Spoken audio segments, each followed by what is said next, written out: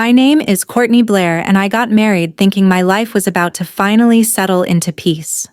After years of saving heartbreak and rebuilding, I thought I'd finally found someone who valued me for who I was, not for what I had. So I kept one secret to myself: the 3 condos my late grandfather left me after his passing. I didn't hide it out of malice, I just didn't want history repeating itself. But I never expected that just 7 days after our honeymoon, I'd open my front door and find my new mother-in-law standing there with a notary public and a stack of legal documents that would have handed everything I owned over to her family. The sick feeling in my gut that day, it wasn't paranoia, it was prophecy. Let me rewind. At 28, I was living in a modest but beautiful loft near Lake Michigan in Evanston, Illinois. My grandfather, Thomas Blair, was a quiet man who never bragged about what he'd built. He grew up during the Great Depression, served in World War II, and used his GI Bill to go into real estate when he returned. He didn't live like a rich man, but he was one. I just didn't know how much until he passed away. We were close. Every Saturday, he'd make us waffles and tell me stories from his Navy days. He taught me how to balance a checkbook, what compound interest meant, and why you never, ever let anyone pressure you into joint finances unless they've earned your trust in fire. If someone flinches when you say prenup, he used to grumble, "They're not in love with you, they're in love with potential access."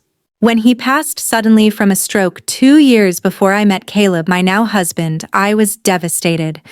In his will, he left me everything: 3 condos, all fully paid off.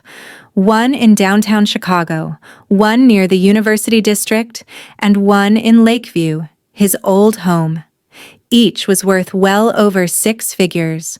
1 even touched $1 million. I cried for hours when I read the will, not from greed, but from gratitude and fear. I knew this could change how people saw me. So I told no one except my lawyer and my accountant. I managed the properties myself for a while, then hired a management firm when it got to be too much. The rental income, around $9,000 a month after expenses, went into a separate trust account. I still worked full-time at a nonprofit environmental agency, paid my taxes, lived modestly, and never changed my lifestyle. When I met Caleb at a hiking club mixer, I was still just Courtney from grants and policy. He was sweet, grounded, and seemingly uninterested in wealth. A high school science teacher who had this dream of building a little homestead one day. I fell fast. After a few months of dating, we were practically inseparable. I let him move in. 6 months later, he proposed at the top of Eagle Rock Overlook with a vintage ring that had belonged to his grandmother. And still I didn't tell him about the condos. Why? Because 2 boyfriends before had used my generosity against me. One borrowed money for a startup and vanished. The other convinced me to co-sign on a car, then left me with the payments when we broke up. I wasn't going through that again. I promised myself I'd only share that part of my life when I really knew I was with someone who wouldn't weaponize it. Caleb and I agreed early on to keep separate finances, just like my parents, he'd said. They always believed in financial autonomy. It made me feel safer. We opened a shared checking account for bills and groceries, but everything else stayed separate. I thought this meant we were on the same page, but I underestimated how deep his family's roots and expectations really ran. His mother, Janet, came from old suburban wealth. She never worked a day in her life and had opinions on everything from dinnerware to income brackets. She wasn't mean, at least not outright, but she had this constant tone of subtle disapproval, like she was measuring you in carats and pedigree. The first time we met, she called my job cute. The second time, she asked if I had any family still in the picture. She didn't like that I'd grown up mostly raised by a single grandfather. I brushed it off. Caleb loved me. We'd set boundaries. I could handle a little passive aggression. But 7 days after our honeymoon in Oregon, where we'd camped, not stayed in resorts, I got a knock at the door while I was unpacking boxes. There she was, Janet, wearing pearls. Behind her stood a man with a leather briefcase and a tight smile. "Courtney, dear, she said, brushing past me into my living room. This won't take long. We just need a few signatures. My stomach dropped. I stood there frozen for a second, the door still open behind me as the notary gave a polite nod and stepped in after Janet like this was all perfectly normal. Excuse me, I said, closing the door slowly. What exactly is this about? Janet was already arranging herself on the edge of our couch, pulling papers from her purse like she owned the place. Just a few simple documents, dear. Family trust paperwork. It's all quite standard. We have something similar in place for Caleb's accounts. And now that you're married, it's time to include you. The notary set his briefcase down on our coffee table and began flipping through folders with an unnerving efficiency. I watched in silence, my mind scrambling to connect the dots, to understand what kind of paperwork they were talking about. Janet, I said as calmly as I could muster, I'm not sure why you've brought a notary to my apartment without asking first. And I'm definitely not signing anything today. She gave me that smile, the one that didn't reach her eyes. Courtney, darling, I know this is all very new to you, but our family has always taken a strategic approach to financial matters. It protects everyone involved. The trust consolidates all family assets into one unified structure. It's just good stewardship. My chest tightened. Caleb and I have separate finances, I said. We talked about that. Oh, of course, she said with a little wave of her manicured hand. But separate doesn't mean unprotected. You see, a unified trust allows for certain tax advantages. And with the property your grandfather left you. I stared at her. You investigated me. She didn't even blink. I made a few calls. These things are public record. And I must say, 3 properties. That's quite the portfolio for someone in nonprofit work. I imagine they're worth what, 2-3 million altogether. I didn't answer. My heart was pounding too loud to think clearly. The notary pushed the documents gently toward me. Once these are signed, he said softly, the properties will fall under the Blair Belmont Family Trust. You'll still technically retain beneficiary rights, but the legal control will transfer to the primary trustees. And those are, I asked, already knowing the answer. Caleb's parents, the notary confirmed, not even flinching. I stood up, backing away from the coffee table. I'm not signing anything. And you need to leave. Janet's smile faltered. Courtney, be reasonable. This isn't just about you. It's about securing the future. The Bennett family, the Belmonts have always safeguarded what we build. No, I said, voice trembling. This isn't about safeguarding. This is about control. You came into my home uninvited with legal documents designed to take over property I inherited long before I even met your son. This isn't a hostile move, she insisted. You're part of the family now. I crossed my arms. Funny, it doesn't feel like family. It feels like a hostile merger. Just then my phone rang. It was Caleb. Without hesitation, I put him on speaker. Hey babe, he said. I just got your text. Everything okay? Your mom's here, I said. With a notary. She wants me to sign over the condos into your family trust. There was a long pause on the line. What, his voice dropped. Mom, is this true? Janet shifted on the couch, smoothing her skirt. Caleb, darling, I'm doing what's best for the family. You went to our home with legal papers without talking to either of us. His voice rose. While I'm out of town. It's important, she said firmly. Those assets should be protected properly. By you, Caleb snapped. Do you hear yourself? I was trying to help. No, Mom. You were trying to take... I ended the call before the conversation could spiral further and looked her square in the eye. You can go now. Janet stood up, her expression unreadable. The notary silently packed his things and they left without another word. The second the door clicked shut, I locked it and slumped against it, shaking. I wasn't just angry. I was shaken to my core. For a moment, I doubted everything. My marriage, my safety, my judgment.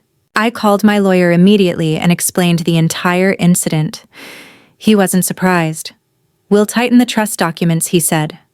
I had a feeling something like this might happen.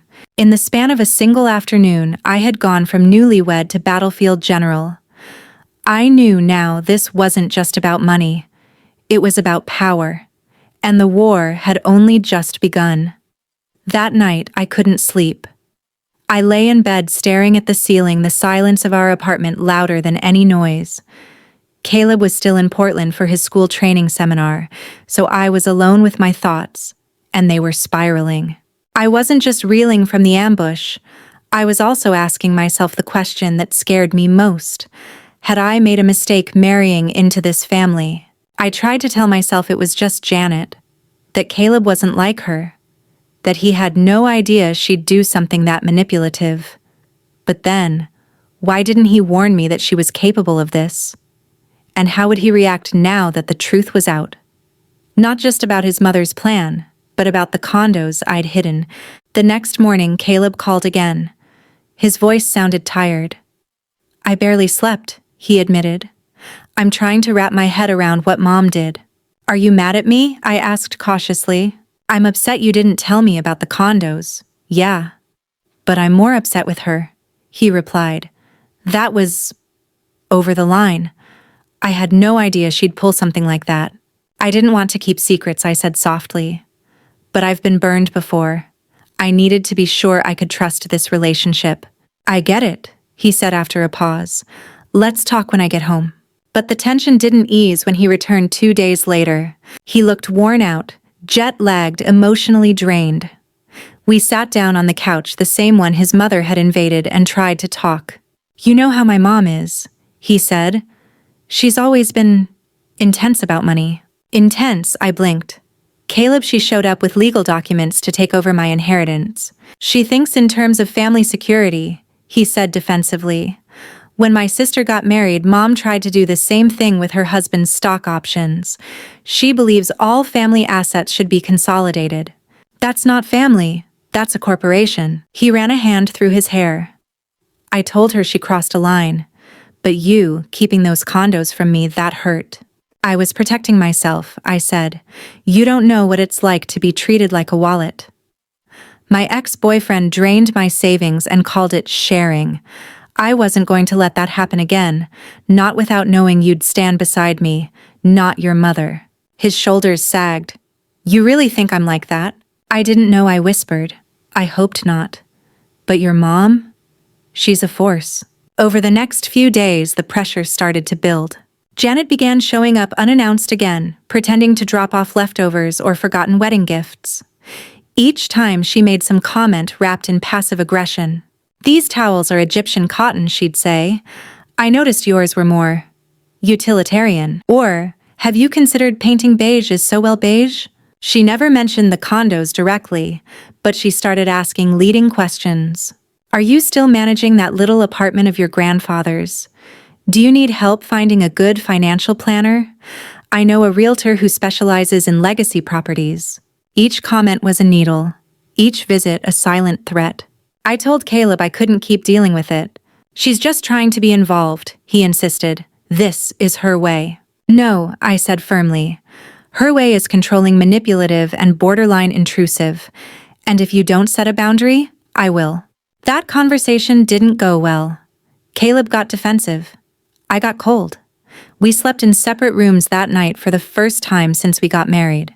The following Sunday, while Caleb was out grabbing groceries, Janet came again. I didn't answer the door. She texted me, "Avoiding me doesn't make this easier. You're part of this family now, whether you like it or not." That's when I knew she wasn't going to stop. It was time to push back. I sat down with my lawyer the next morning and laid out everything. "I want to lock this down," I said. "Legally, financially, emotionally. I want every document to be airtight." We restructured the trust into something called an irrevocable domestic asset trust. It meant no one, not even a spouse, could access the properties unless explicitly granted power by me. We added biometric authentication to my property management accounts. Every transaction now required a fingerprint and an in-person code. I wasn't just protecting assets. I was drawing a line in the sand. Janet had kicked open a door she was never supposed to touch, and now I was slamming it shut for good. Caleb noticed the shift right away. When he came home that evening, I was calm but distant. I'd cooked dinner, but we sat across from each other in silence, the sound of forks against plates, louder than the TV playing softly in the background. "Did my mom come by again?" he asked eventually. "No," I said. "I didn't answer the door." He sighed. "Court. I know this has been rough, but I met with my lawyer," I interrupted, setting down my fork. "We restructured the trust. The condos are now under an irrevocable asset trust. No one can touch them, not even me, without multiple levels of authentication." His eyes widened. "You think I would?" "I don't think you would. But your mother already tried. And she's not stopping." Caleb leaned back in his chair, rubbing his face. "I get it. I really do. I didn't see any of this coming." "Maybe you didn't want to." That landed hard. I saw it in his posture, the way his shoulders fell like someone had let the air out of him. "I never thought I'd be defending you from my own family," he said quietly. I stared at him. "Then you haven't been paying attention." And that's when it all began to unravel. In the days that followed, Janet escalated her tactics. She wasn't just trying to wear me down anymore. She was bringing in reinforcements. First came Caleb's sister Eliza. She stopped by with pastries and a wide smile, the kind that didn't reach her eyes. "I just wanted to check in," she said sweetly. "Mom told me there's been some confusion about the trust documents." "Confusion?" I asked. "Well, she was under the impression you might not understand how family trusts work. Michael and I had some doubts at first too, but once we signed, everything became so much simpler." "Simpler for who?" I said, smiling thinly. She blinked. "For the family." There it was. Again, the family, always referred to as if it were some sovereign entity that trumped logic boundaries or personal autonomy. Next came Richard, Caleb's father. He called Caleb to invite him to a men's lunch. I knew better than to expect that was just about sandwiches and small talk. When Caleb came back 3 hours later, his face was pale. "They're restructuring the family business," he said. "Apparently my position is being redefined. If I want to keep my role, I have to take on a heavier client load, which means more travel. A lot more." My stomach sank. "So they're punishing you because of me?" Caleb didn't answer at first. "Then Dad says it's just business. But the timing, it's not subtle." For the first time, I saw something break in him. Not anger, not frustration, but disappointment. "I never realized how conditional everything was," he said. I sat beside him on the couch. "That's why I didn't tell you. Because I have realized it. I've lived it. And I wasn't going to let anyone, even people I love, leverage me." We didn't fight that night. We just sat there side by side, watching our marriage teeter on the edge of a knife. I knew I had to do something that would shift this from survival mode to action. That weekend, I booked an appointment for couples therapy. Caleb didn't resist. In our first session, I told the truth. I'm scared. I married into a family that sees me as a resource, not a person. Caleb was quiet for a long moment.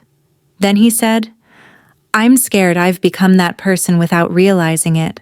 It was the first time in weeks that I cried, not out of fear but out of hope. Because maybe he wasn't his mother's son. And maybe we still had a shot at saving this marriage. Therapy didn't fix everything overnight, but it cracked something open that had been sealed shut for too long. In our second session, the therapist asked Caleb, "When did you first notice your mother's control over family finances?" He looked uncomfortable, as if the question had hit a part of him he'd trained himself to ignore. "I guess. I always knew. Even when I was a kid." He started sharing stories I'd never heard. Like the time his mom forced his dad to return a classic Mustang he'd secretly bought because it hadn't been approved through the family's financial advisor. Or how, when Eliza chose to marry Michael, someone from a non-legacy family, Janet insisted he sign a prenup that gave her oversight on how their joint account was used in case of inheritance dilution. I blinked at that phrase. Inheritance dilution. I grew up thinking that was normal, Caleb admitted. That family money came with rules. That being part of the Belmonts meant surrendering a little freedom for the greater good. The therapist leaned in. "And what do you believe now?" He looked at me, really looked at me. Now I believe I've been complicit in letting my mom dictate the terms of every relationship around her, including ours. He paused, then turned fully toward me. I don't want to be that guy. I don't want our marriage to feel like a contract. I want it to be a partnership. It was the first time I felt something crack, not between us, but within the dynamic that had been poisoning us from the start. After the third session, something shifted for Caleb. He came home one evening, sat down across from me, and said, "I think I need to leave the family business." I didn't even blink. "You sure? I can't build a life with you while staying entangled in their system. It's not just about the job. It's about the influence, the expectations. I want to work somewhere where my last name doesn't come with strings." We sat in silence for a beat, then I nodded. "I'll support whatever you choose, as long as you're choosing you, not them." The very next day, he submitted his 2 weeks' notice. He'd quietly interviewed with a sustainable energy startup in Denver over the past few weeks, and they offered him a role as director of partnerships. For the first time since our wedding, I saw him genuinely excited about something. But just when it felt like we might finally be free, Janet made her most desperate move yet. One rainy Thursday afternoon, she called Caleb. I could only hear his side of the conversation, but that was enough. "What do you mean?" she refused. "Mom, we already talked about this. No, bringing Dad into this won't help. I'm not discussing Natalie's finances with you." "Mom, stop it." He hung up and sat in silence for a long moment. "She's not going to let it go," he said, voice flat. "She's gathering people, Dad, Eliza, even Uncle Howard, to try and talk sense into me. She thinks you're manipulating me away from the family." I laughed bitterly. "She broke into my trust, tried to steal my assets. And I'm the manipulator. She doesn't see it that way. She sees this as preservation. Like if she loses control of us, the family unravels." I leaned forward, serious, then let it unravel. That night, I emailed my lawyer again. We drew up documentation not only reinforcing the asset protections, but formally establishing financial independence between Caleb and me. Not out of distrust, but clarity. We even added provisions to prevent future legal challenges should anyone ever try to contest the nature of the trust or our marriage arrangements. We weren't just protecting the condos anymore. We were protecting us. That weekend, Caleb sat down with his father over coffee. What was supposed to be a casual catch-up turned into a 3-hour conversation about the company's cash flow issues. When he got home, he looked rattled. "He's drowning," Caleb said. "There's a 7-figure deficit in operating capital. And guess what? He's been using short-term credit lines, most of which are maxed out." My jaw dropped. "So that's why they want my properties." Caleb nodded. "They need collateral for a bridge loan, and Mom figured your condos were the cleanest solution." Everything fell into place then. The pressure, the manipulation, the fake pleasantries. It was never about welcoming me into the family. It was about plugging a leak with my foundation. But they underestimated one thing: I wasn't built to be used. I was built to withstand. After that conversation, there was no more gray area.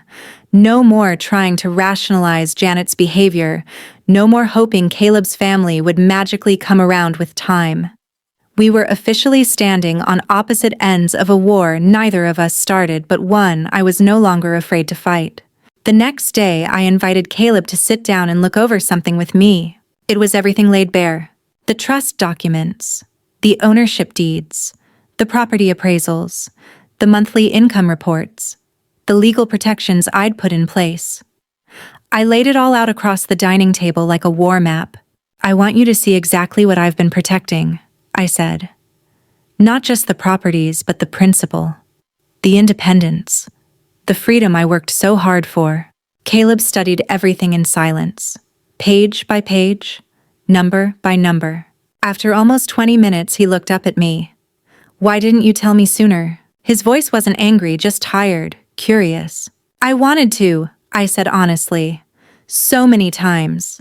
But then your mom started asking all those questions, poking around, watching my every move. I saw how your family used information as leverage and I panicked. I told myself I was protecting us." He nodded slowly. "I can't blame you." That moment was a turning point. For the first time since our wedding, we weren't talking around the issue, we were facing it head-on together. The next morning, Caleb made a call I'll never forget. He dialed Janet and said 3 words I didn't expect to hear. "Come over. Alone." She arrived 2 hours later dressed in a crisp blazer and heels that clicked sharply against our hardwood floor. Her expression was pleasant but forced, the kind of smile someone wears when they know they're walking into a confrontation they might not win. We had rearranged the living room intentionally, 2 chairs facing the couch, side by side. United. Caleb opened the door and stepped aside. "Hi, sweetheart," she said, leaning in to kiss his cheek. He didn't respond. "Come in, Mom, we need to talk." She stepped inside, immediately eyeing the setup. Her gaze flicked from the coffee table empty, except for a folder with our names on it, to the chairs facing her. "This feels formal," she said, lowering herself onto the couch. "It is," Caleb replied calmly. "We're setting boundaries." Janet's lips pressed together. "I hope this isn't about that little misunderstanding with the notary." "Stop," he said sharply. "You showed up to our home with legal documents and tried to pressure my wife into giving up her inheritance. That's not a misunderstanding, Mom. That's a breach of trust." Janet blinked. She wasn't used to Caleb pushing back. "She's turned you against us," she whispered. "No," he said firmly. "You did that yourself?" Janet looked at me, then her eyes sharp, scanning for any trace of weakness. I held her gaze, calm, steady. "I never wanted to be your enemy," I said softly. "But I will not be your pawn. My grandfather taught me what it means to earn something and what it means to protect it." She bristled. "This isn't about taking from you. It's about protecting family assets." "You mean bailing out your husband's mistakes," I replied. "We know about the loans, the debt, the company." Her eyes widened just slightly, a flash of something guilt. Shame it passed too quickly to confirm. "You don't understand the pressure we're under," she said. "No," I said. "But I understand manipulation, and I won't allow it to continue." Caleb leaned forward. "Mom, this stops now. Natalie's inheritance stays protected. I'm leaving the family business. And you are not to involve yourself in our finances again." She opened her mouth, but Caleb raised a hand. "One more thing," he added.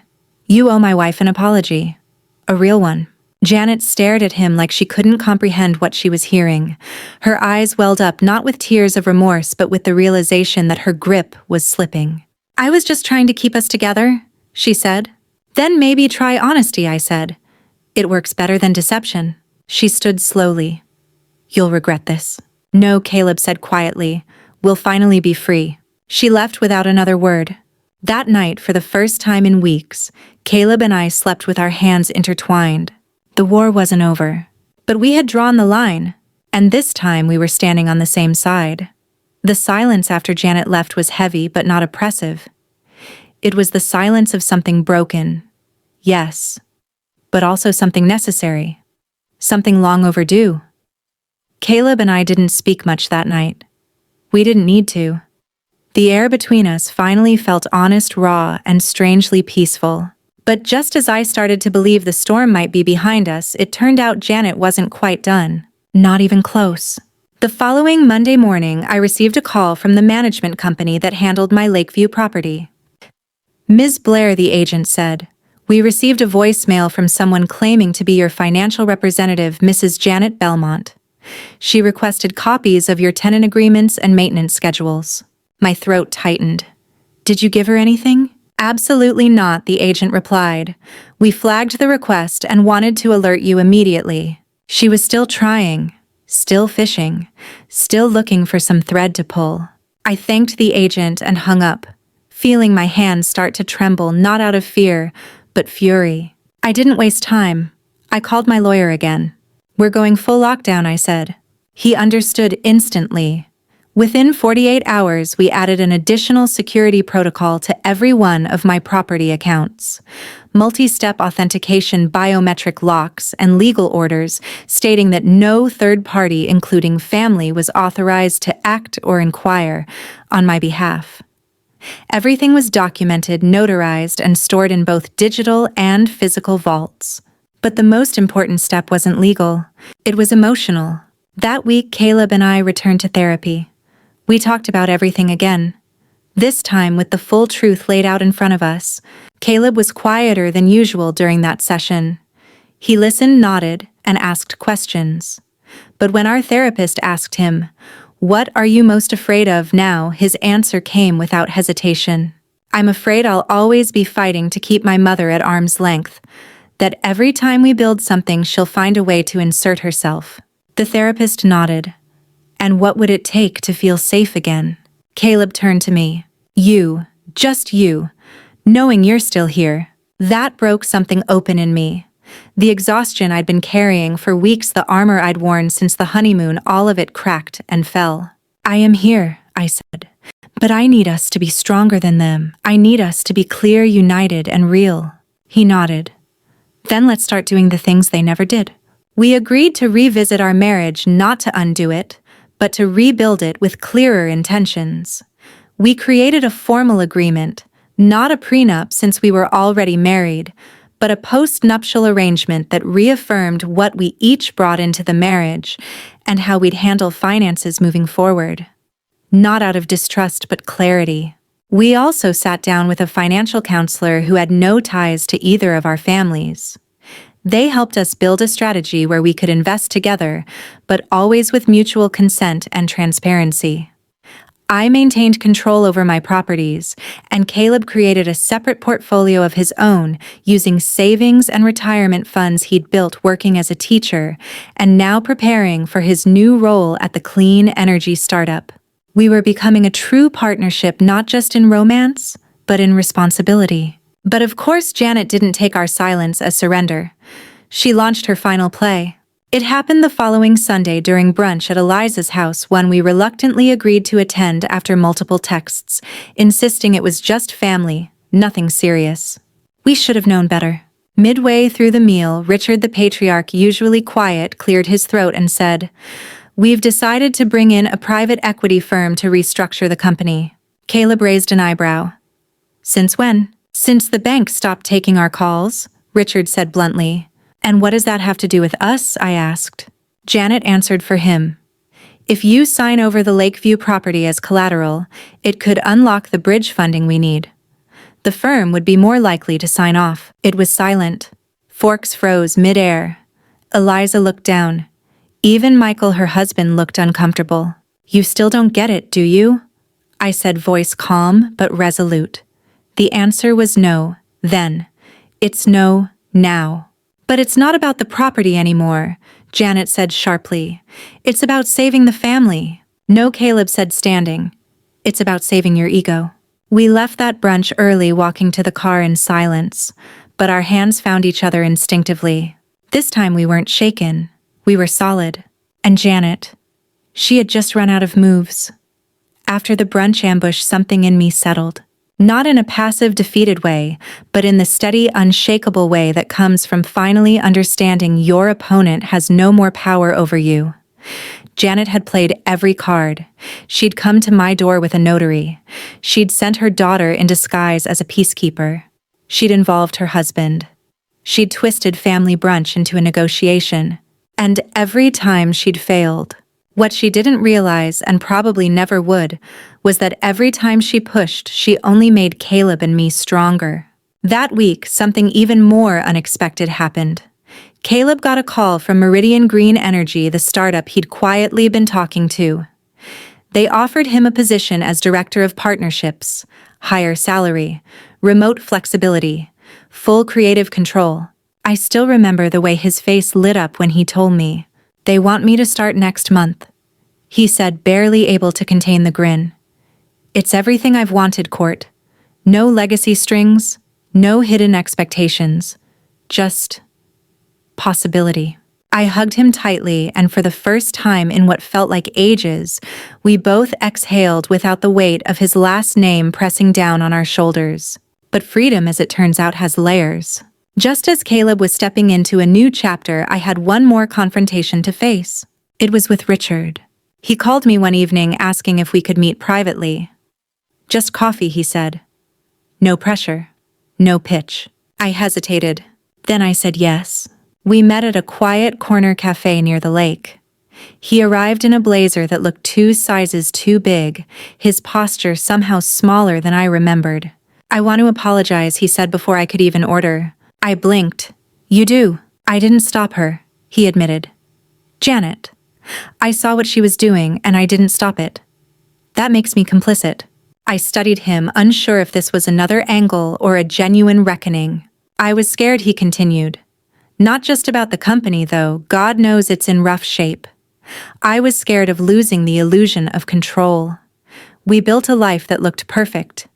Big house, company cars, private school tuitions. But the cracks have been there for years." "Then why not just ask for help?" I asked. "Because the Belmonts don't ask," he said. "We scheme, we maneuver, we guilt. It's pathetic, I know. But when Janet said she had a solution, your properties, I let it happen. I let her pursue it." He looked down into his coffee cup. "I'm sorry." And for the first time, I believed him. "Thank you," I said. "That means something." We sat in silence for a while. And then I made an offer, not of money, not of property, but of clarity. "I can't save your company," I said, "but I can help connect you to someone who might. A restructuring advisor I know through my nonprofit work. She's sharp, strategic, and immune to emotional blackmail." He smiled faintly. "That might be exactly what we need." We parted on neutral ground, not as enemies, but as two people finally speaking the same language. When I told Caleb about it later, he nodded. "I think my dad's waking up," he said. "He's late to it, but maybe he's finally seeing the wreckage." I exhaled. "So are we. Done with the battles." He smiled. "Maybe not all of them, but we're winning the war." In the weeks that followed, we settled into something new, something real. Caleb started his new job and flourished instantly. He came home energized, filled with stories about projects and pitches, ideas, and momentum. I'd never seen him so alive. As for me, I finally applied for a promotion at my nonprofit, something I'd put off for too long. I got it. Now I was managing a team, overseeing statewide grant programs, and using my rental income not just for maintenance, but for purpose. I even bought a fixer-upper just outside the city. Not for Janet, not for the Belmonts, but for me. A project, a challenge, a symbol. We started spending weekends sanding cabinets, scraping wallpaper, and laughing more than we had in months. Freedom wasn't just a legal condition. It was a feeling. One we'd both earned together. It was a quiet Saturday afternoon when Caleb turned to me while we were painting the walls of the fixer-upper and said, "You know, I think we should talk about what we want our future to look like." I paused mid-brushstroke. "You mean like 5-year goals? Or—" "No," he said, grinning. "I mean kids, family. What kind of home we want to build, not just physically." That question used to terrify me. The idea of legacy, of vulnerability, of passing something on. But now, it didn't scare me, it inspired me. So we started planning not just for ourselves, but for someone else. We talked about parenting styles, about what kind of freedom we wanted our future child to have. And naturally, the topic turned to money. "I want to create a trust," I told him. "Like the one my grandfather gave me. Something that doesn't just provide security but teaches independence." Caleb nodded. "And I want to raise a kid who knows how to say no, how to protect what's theirs, how to walk away from manipulation with their head high." It was in that moment that I realized we weren't just breaking cycles, we were laying new foundations. 3 weeks later, we found out I was pregnant. I took the test early in the morning, standing in the small half-renovated bathroom of the fixer-upper. The second line turned pink almost instantly. I laughed, then cried, then laughed again. Caleb came running when he heard the noise. "Are you okay?" I held up the stick, still smiling through tears. "I think we're about to meet our future." He scooped me into a hug, and I've never felt safer in my life. As the pregnancy progressed, so did our preparation. We met with estate planners, updated our wills, restructured our trusts to include provisions for our future child, and created a shared investment account for long-term goals. We didn't just want to hand our child money, we wanted to give them tools, lessons, confidence, But perhaps the most shocking change came from the last place I expected Janet. When we finally told her we were expecting, I braced myself. I expected advice wrapped in control, pressure disguised as support.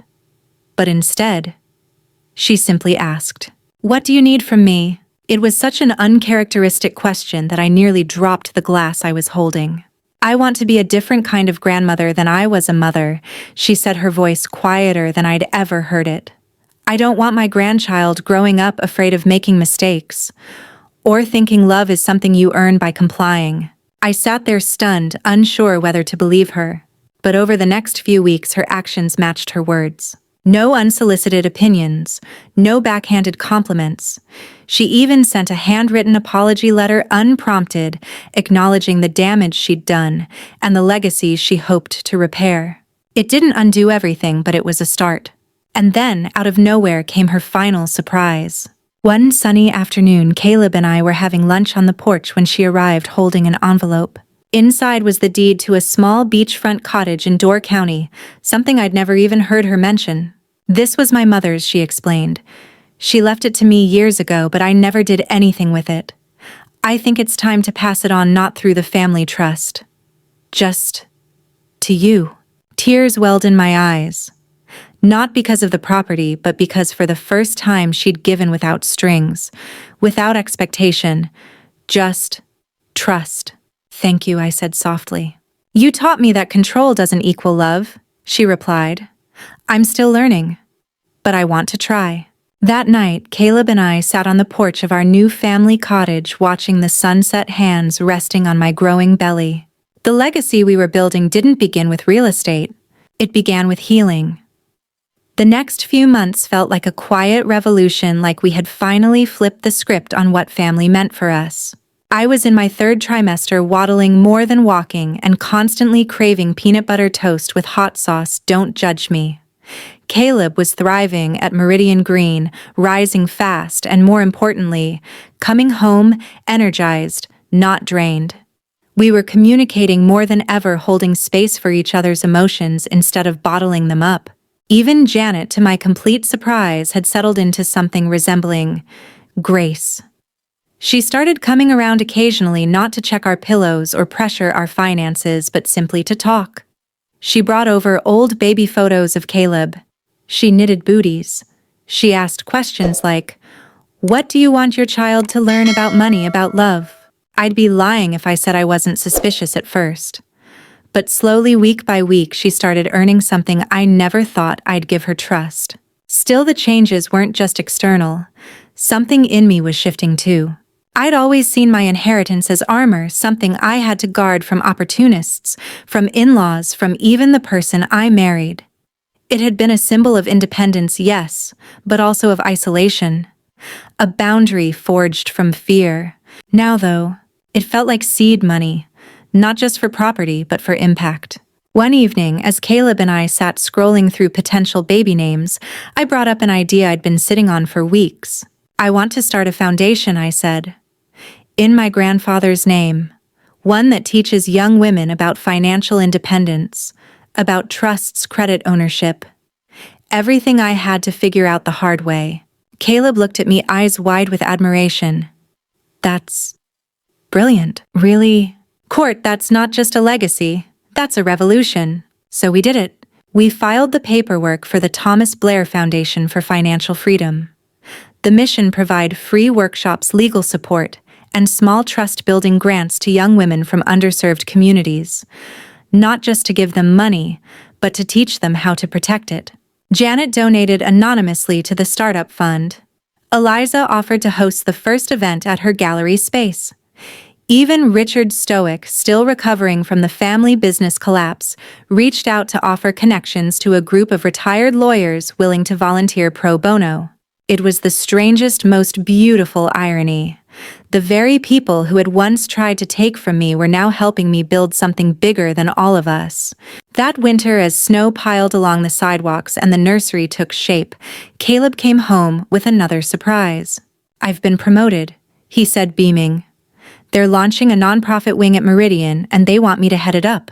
Full autonomy. It's mine to shape." I wrapped my arms around him. You're building something too. We both are. Just then I felt a kick against my ribs. Whoa! Caleb said, laughing. I think someone's excited too. I smiled, pressing his hand against my belly. They better be. They're walking into a whole new world. But the real joy, the real healing came from something even deeper, the knowledge that we had done the hard work. We'd untangled decades of toxic family behavior. We'd learned how to say no without guilt. We'd discovered that control was not the same thing as care. And more importantly, we'd found a way to pass that wisdom on. To our child. To other women. To ourselves. As the days grew colder and the due date drew closer, I began to feel something I hadn't felt in years. Not just security, but serenity. No one was coming to take from me anymore. Because I had learned how to own not just property, but power. And now, I was ready to share it. The night I went into labor, it wasn't dramatic or rushed like the movies. It started with a quiet ache in my back that wouldn't go away, like my spine had decided it needed to be consulted about every decision I'd ever made. Then came the pressure, the rhythm, the undeniable truth that life was about to change again. Caleb was calm, but clearly buzzing with nerves. He grabbed the hospital bag we'd packed 3 weeks earlier twice because he didn't trust himself the first time, and we headed to Northwestern Memorial with a playlist of soft jazz and affirmations playing in the background. I can't believe we're about to meet them, he whispered as we checked in. I still don't believe you managed to finish painting the nursery in time, I replied with a smirk. The delivery was long, 18 hours, and tested every ounce of strength I had left. But when I finally heard that tiny cry and saw our baby red-faced, furious, perfect, I didn't feel pain. I felt awe. We named her Grace Eleanor Blair. Grace for the patience we learned. Eleanor for the woman who taught me how to protect what mattered. The first few weeks were a blur of diapers, bottle warming, and trying to remember what sleep felt like. But through the exhaustion, something profound bloomed in our home. We were a family now. Not a dynasty, not a trust, not a legacy of control. Just a family. Janet visited 3 days after we came home. She brought a casserole and sat awkwardly on the edge of the couch, clearly trying not to criticize the living room layout or the lack of linen napkins. I don't want to overstep, she said, cradling Grace in her arms. I know I've done that a lot in the past. You're here, I said gently. That's what matters. I hope I can earn your trust again, she added quietly. You don't have to be perfect, I said. You just have to be real, and she smiled, an honest one for once. Later that week, Caleb and I met with our estate planner again. We finalized Grace's trust fund and included a clause she wouldn't just receive money, she'd receive mentorship. Financial literacy classes, volunteering hours, a minimum of 2 years working outside the family umbrella before she could access the full fund. She needs to learn how to build, I told the lawyer, not just inherit. That same week, the Thomas Blair Foundation launched its pilot program. 20 young women from local high schools signed up for our weekend workshops on budgeting, rental laws, entrepreneurship, and legacy planning. I gave the opening talk. I stood in front of that room holding nothing but a whiteboard marker and a heart full of fire. Raise your hand if you've ever felt like someone didn't take you seriously because you're young, or a woman, or broke, or all three. Every hand went up. I smiled. Good. Now raise your hand if you've ever been told that asking for a prenup means you don't believe in love. More hands.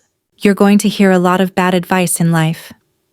You're going to be told to trust blindly, to merge everything, to hand over power for the sake of peace. But let me tell you something. I paused, looked them each in the eye. Boundaries are not barriers. They are bridges to freedom, to safety, to a life where you get to decide what stays and what goes. Don't let anyone guilt you out of protecting yourself. Not a boyfriend, not a spouse, not even your mother-in-law. They laughed at that last part, but it was the laugh of recognition. Of women already learning what took me nearly 30 years to understand. As I left the classroom and stepped into the hallway, Caleb was waiting there with Grace strapped to his chest in a little carrier. How'd it go? He asked. They're going to change the world, I said. He smiled. Just like their teacher. I leaned into him, resting my head on his shoulder. For the first time, I wasn't just someone trying to survive. I was someone creating legacy on my own terms. 3 months after Grace was born, Caleb and I sat on the porch of our fixer-upper, now fully renovated, fully ours, watching the first spring leaves begin to sprout in our small backyard garden. It was quiet, peaceful, almost surreal. It felt like we'd finally reached a clearing after hiking a stormy mountain trail. "Do you ever think about how far we've come?" I asked, gently bouncing Grace in my arms. Caleb nodded. "All the time. Sometimes it feels like the honeymoon never really ended. It just turned into a survival mission." I laughed softly. "Yeah. And instead of parasailing, we got financial warfare and stealth inheritance sieges." He smirked. "I'll still never forgive myself for not seeing what Mom was capable of." "You don't have to," I said. "You saw it when it mattered most." In those early days, I had wondered if marriage meant compromising everything.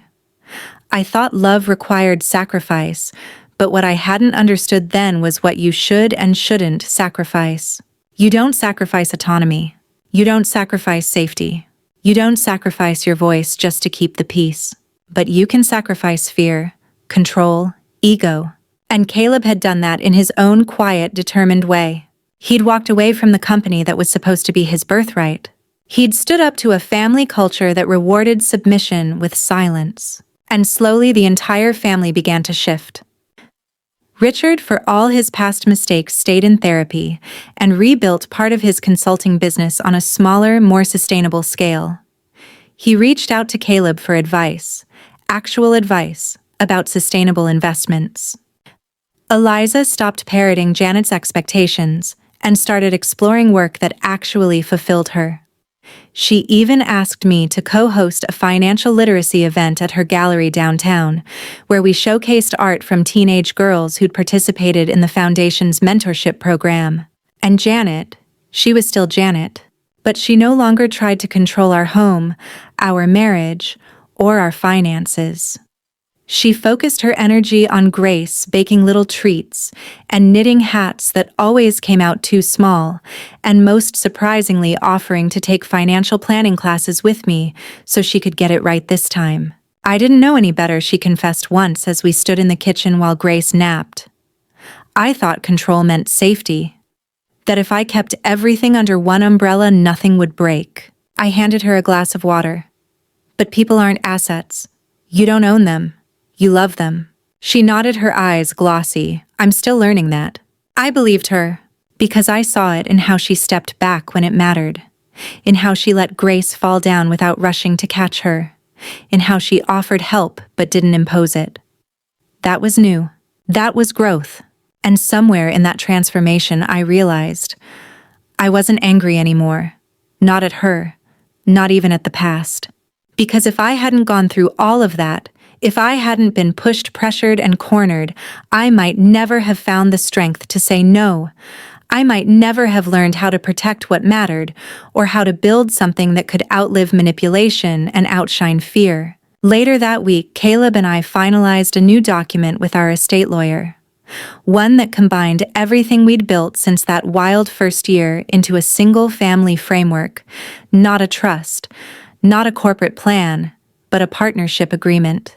It protected our assets, yes, but more than that, it protected our values. Grace would grow up knowing that wealth is just a tool, but wisdom, that's the real inheritance. And even though I still managed my properties, reviewed statements, and dealt with tenant disputes, I no longer saw them as my secret or my shield. They were simply part of the life I was building with intention, with love, with clarity. That weekend, we returned to the lake house, yes, the one Janet had handed over without strings. Grace toddled across the deck, chasing bubbles. Caleb blew lazily into the breeze. As I stood there watching them, my phone buzzed. It was an email from one of the girls in our program. She'd just opened her first Roth IRA. "Thank you for teaching me. I get to say mine without apology," she wrote. I closed the message and looked out over the lake. Mine, not in selfishness, in sovereignty. Summer rolled in softly that year, long golden evenings and warm breezes that carried the scent of fresh grass and sunscreen.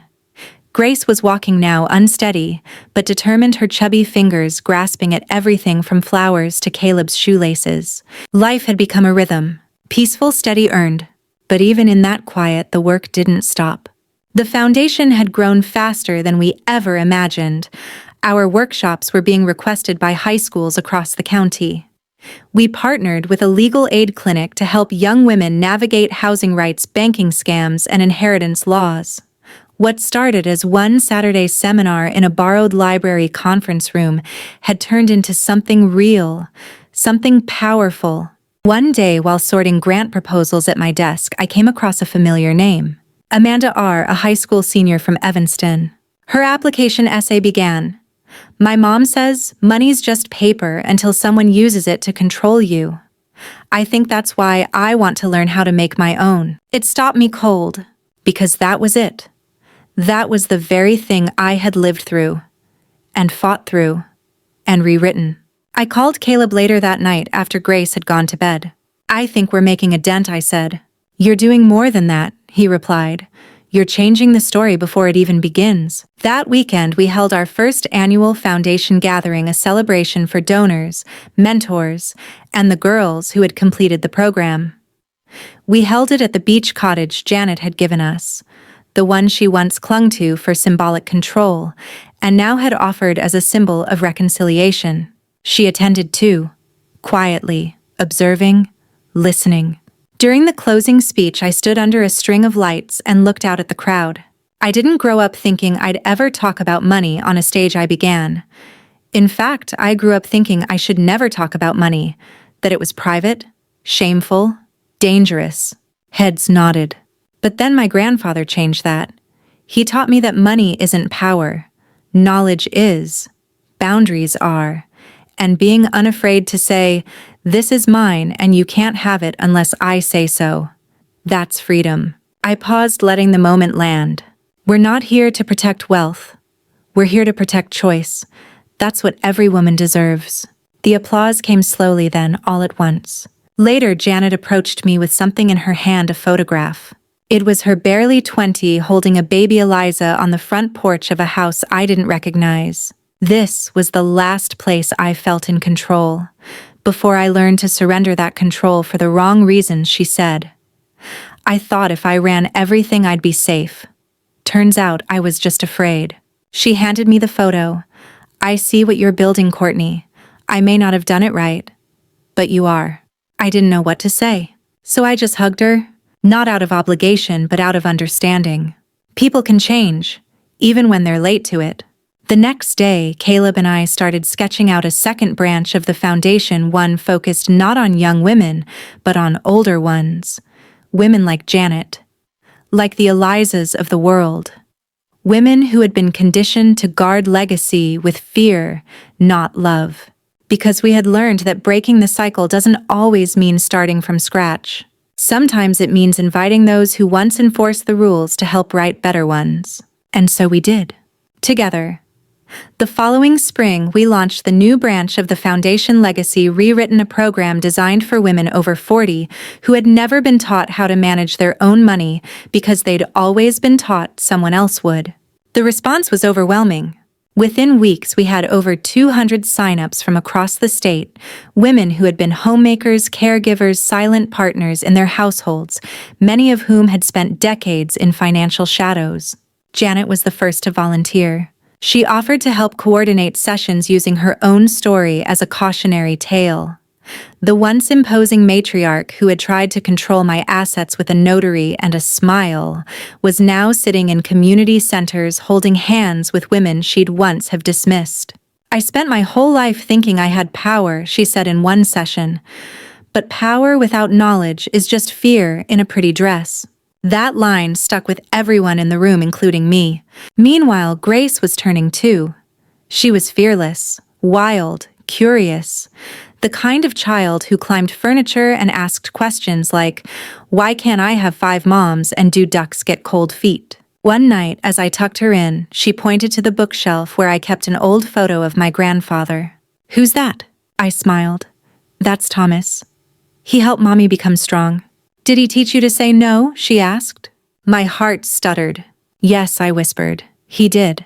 As Grace drifted to sleep, I sat there for a while watching the rise and fall of her chest, feeling the quiet weight of generational healing. We were doing it. Not perfectly, not without struggle, but differently, and that was everything. That summer, the foundation was invited to speak at a national conference for financial literacy in Washington, D.C. I brought Caleb and Grace with me, turning the trip into a family milestone. As I stood on stage in front of hundreds of educators, policymakers, and activists, I told them the story. Not of just 3 condos or a meddling mother-in-law, but of boundaries, of silence and survival, of inheritance and intention, of what it means to go from being protected by someone to protecting yourself. I used to think secrecy kept me safe, I said into the mic. But what really kept me safe was structure, strategy, and refusing to let love be a transaction. I looked out into the crowd. I tell this story not because it's rare, but because it's common, and because we need to stop treating money like it's a taboo, especially for women, especially in families. Afterward, I received messages for weeks, stories from strangers who'd felt the same suffocation, the same guilt, the same need to hide their strength so as not to upset someone else's idea of harmony. But slowly the tide was turning, and back home we were thriving. Caleb's nonprofit division at Meridian was making headlines. He was overseeing projects that brought clean energy to schools and community centers across the Midwest. Eliza became the foundation's creative director, curating visual campaigns that turned financial education into something beautiful and engaging. Janet, meanwhile, had quietly created a scholarship fund through the foundation, anonymous as always, but this time for young, single mothers trying to finish college. She didn't need her name on it. She just needed to do the work. And me? I bought my 5th property, not because I needed it, but because a young woman in our program asked if I could help her find a safe place to live while she saved to open her own business. I gave her the downstairs unit at a reduced rate and told her the first month was on the foundation. "You don't owe me anything," I said. "Just pay it forward when you can." She cried. So did I. Because that's what legacy is supposed to feel like, not pressure, not shame, not secrecy, but freedom, shared. And one night, as Caleb and I sat on the porch watching Grace chase fireflies in the backyard, he reached over and took my hand. "You changed everything," he said. "No," I replied. "We did." On the day of our 3rd wedding anniversary, we returned to the lake cottage Janet had given us, the place where everything had seemed to begin again. This time, though, it wasn't just Caleb and me. It was Grace, now a vibrant, endlessly curious toddler. It was Janet and Richard arriving quietly with a basket of fruit and far less expectation than ever before. It was Eliza and Michael with their own baby girl born just 2 months earlier. It was family, the kind you build, not the kind you force. We grilled vegetables and skewers under string lights, the children's laughter echoing across the shoreline. There was no talk of trusts, no documents, no sideways glances. Just the sound of a new generation growing up with room to breathe. Later that evening, after everyone had gone to bed, Caleb and I sat by the water wrapped in an old blanket. Grace was asleep inside. The stars were the only lights left in the sky. "Remember that night after our honeymoon?" he asked. "When my mom showed up with that notary?" I nodded slowly. "Every detail." "I was so naive back then," he said. "I thought love meant ignoring red flags. I thought loyalty to my family meant accepting everything they did." "You're not that man anymore," I whispered. "And I'm not that scared girl hiding a legacy under her floorboards." He laughed quietly. "You're a force now." I smiled. "I was always a force. I just had to be backed into a corner before I remembered." There was a pause. Then he turned to me. "I want to talk about what happens next." "Next?" "I want to grow the foundation," he said. "Not just with you, but beside you. I want to start a fund that helps men unlearn the same things we've spent the last 3 years fighting." I looked at him, really looked at him, and saw not just the boy I married, but the man he'd become. "You've changed," I said. "I had to," he replied. "You made sure of that." And as we sat there under the stars, I realized that the condos, the conflict, even the betrayal, They weren't just obstacles. They were invitations to grow, to confront, to evolve. And somehow we answered. The story had started with a secret, with silence, with a doorbell ring that threatened to unravel everything I held dear. But it ended here with a life more transparent, more meaningful, and more intentionally crafted than I ever could have imagined. My grandfather didn't just leave me property. He left me a blueprint, not just for wealth, but for wisdom. And now we were building on it brick by brick, not with fear, but with clarity. Not with control, but with courage. Not with silence, but with voice. Our story wasn't perfect, but it was ours. And maybe that's the greatest inheritance of all. As summer faded into autumn, I often found myself sitting quietly in Grace's room, watching her explore her books, line up her stuffed animals, ask endless why questions about the world. There was something freeing about knowing she wouldn't grow up afraid to ask those questions. She wouldn't learn that love meant surrendering her voice. She wouldn't have to choose between connection and self-respect, because we'd done the work. We'd fought the battles so she wouldn't have to. Janet had begun joining one of the Foundation's mentorship groups, not as a speaker, but as a listener. Richard had stepped back from his business entirely, choosing instead to help mentor young entrepreneurs through our network. Eliza had started teaching a workshop on generational wealth through art. And Caleb. He had never been happier, fulfilled in his work, centered in his marriage, present in our parenting.